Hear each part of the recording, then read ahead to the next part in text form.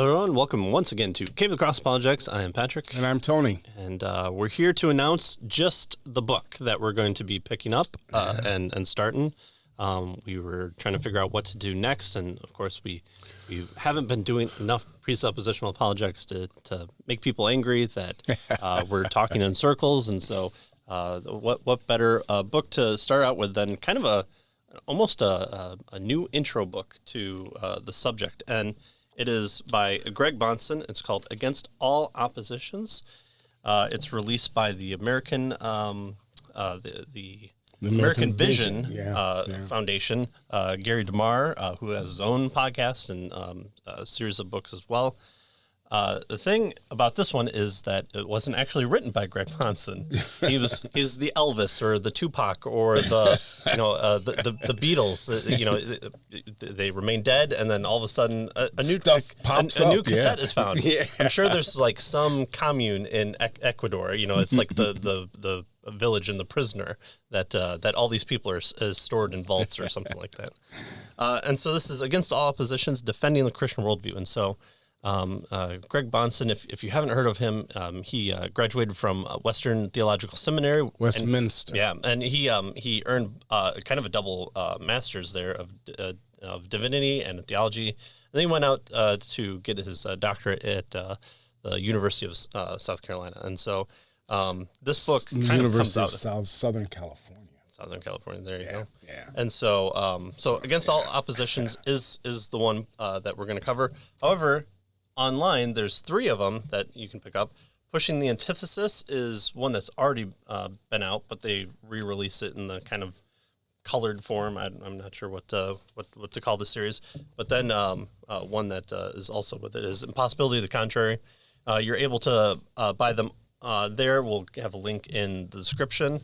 You can get all 3 in a deal. You can get them digital. I think you can get one for your reader if you want, or you can get a PDF version or Word. And so you can follow along that way. However you want to. We were just covering the first book for now. Yeah. But Bahnsen studied under Cornelius Van Til, who I never really heard about Van Til until looking more into apologetics. It just wasn't a name that really popped up, and right. Even though he was hugely influential. Yeah, he seemed to create almost a new category of apologetics that we'll kind of talk about. He developed and popularized this presuppositional apologetic method.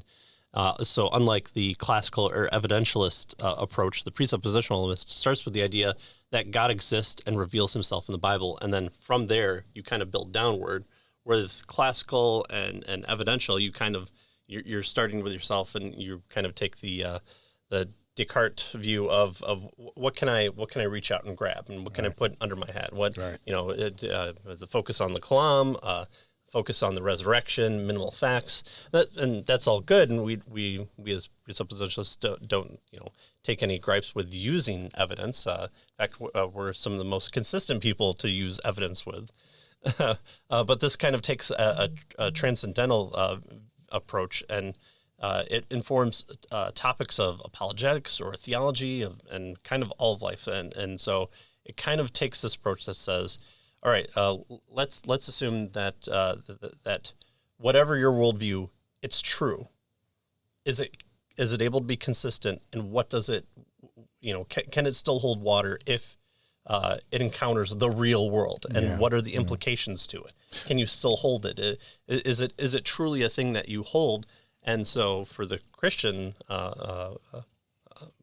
portion of the worldview, we want to say that it's the most consistent, it's the only consistent, and without it, you can't know anything. And those who are made in the image of God, that it informs, you're able to use your senses, you're able to know reason and logic, you're able to know morality, and you have to borrow from that if you don't agree with the Christian worldview. So the transcendental kind of approach really asks the question, what has to be the case for something to be true? Right? So it kind of gives a step back, right? Well, we believe that reason allows us to, think carefully and accurately. And that's, okay, well, what has to be the case for reason to exist?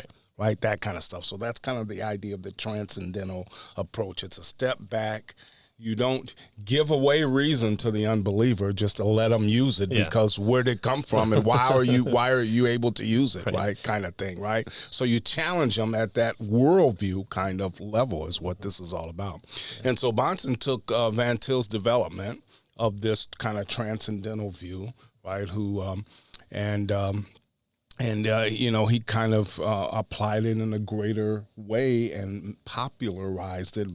Van Til is rather dense if you get into his stuff and really difficult. It's who his audience was that he was talking to. Exactly. He was trying to get into the academic world and speak to those people and speak on their behalf. It's one of the reasons why K. Scott Alfin always wants to use covenantal apologetics instead of presuppositionalism because he wants to make it more Christian, where Van Til was concerned about not being accepted, but speaking the language of the people that he was with. So Bahnsen, probably one of his most popular books is Always Ready, and then he would become kind of a household name in the apologetic world when he had his famous debate of the Great Debate with Gordon Stein. He was an atheist professor. You've never heard a crowd laugh as much in a debate than in that, and it was towards points that were being made. He pretty much demolished him, and I don't think we heard very much from Stein after that. Listen to that. You realize Stein was there for a different debate. He was there ready to debate something that Bahnsen just had never pushed for, and any attempt to interact with his material would have shown him that, but he didn't. So, that's able to be found online, and we'll talk a little bit about where here in a little bit. But he would give lectures and write about a presuppositional model and other applications of Christian life, apologetics being kind of the one he's known for, but role of government, baptism, church life, how to evangelize, Reformed understanding of theology, commentary on the Westminster Catechism. So all these areas which he had a presuppositional model of applying. Essentially, it's applying God's word to various areas of life or academics or ideas. I can't place who said it. It might be Alfin who says kind of apologetics is the application of Christian theology against atheism. In that kind of positive approach rather than kind of this negative approach of you're kind of preaching to the choir. Your apologetics is not just for those people outside, but it's also for us too to understand and have a defense either way of whoever asks, not just the unbeliever. So Bahnsen would give these lectures and have various different groups, and listening to him, you could tell that he was a practicing minister. He kind of taught different people groups. He had a passion for it, especially with the debates that he would do, and everything was kind of out there. If you listen to our interview with Jason Lyle, Dr. Jason Lyle, I asked him, well, where's the best place to start in presuppositional apologetics? And he's like, oh, go here, go here, or go here. And so there's a lot of links that go elsewhere where you can find these collections. Well, some people in the church, the Universal Church, got together and said, Bahnsen's lectures are so important that we want to buy the copyright of them and then make them available for free. So if you go to Sermon Audio, all his lectures that are available that we know of are there. And so those are able to be downloaded and consumed. Sermon Audio has a free app that you can put in, and I believe it's the Bahnsen Institute is what you would set your church to, because you can listen to, if your church participates in Sermon Audio, you can set your home church there. And that's just a wealth of information that's out there, and we'll include links to that below as well. Yeah, and Bahnsen really was a giant in this particular approach to apologetics. And probably the reason why most people are not real familiar with him is because just as he was hitting his stride, just as he was, really beginning to make an impact, he died, right? He died in his, I think he was in his late 40s when he died. He had some heart issues and that sort of thing. And so, he really, even though he made a huge impact, he wasn't there around long enough to really, make the impact that he could have made, I guess. 1995 was his death. I think we got internet in 96. We were maybe just a little late, but it was still the AOL dial-up sound that haunts my dreams. Nothing wrong with AOL. But we've got mail. Well, the CNN did try to buy them and incorporate them into their business model, but that worked out really well for them.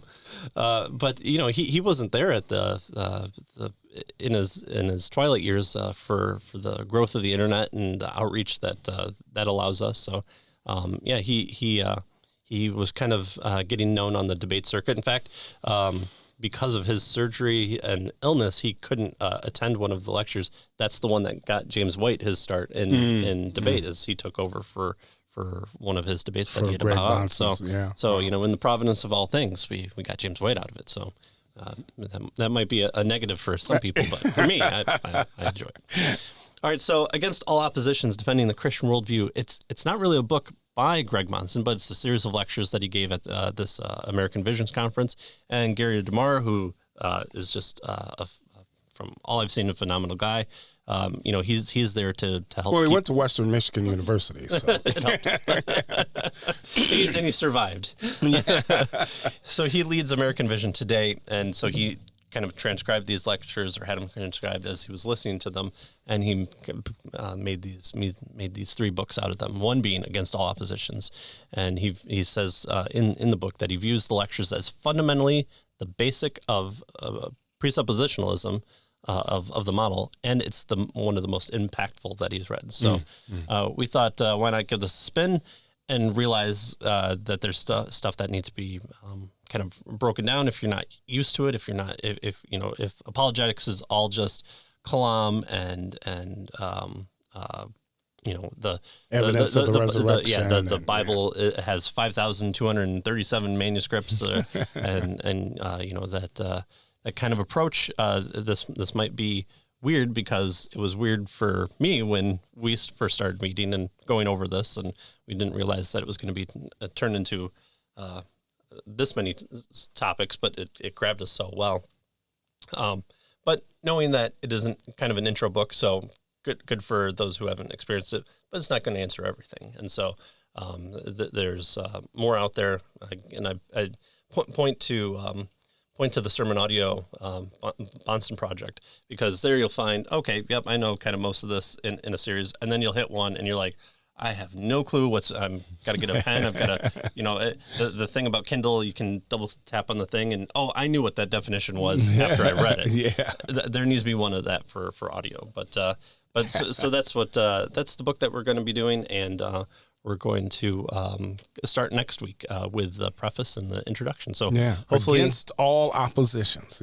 Hopefully you'll pick it up and join us next time as we cover the introduction to Presuppositional Apologetics by Greg Monson.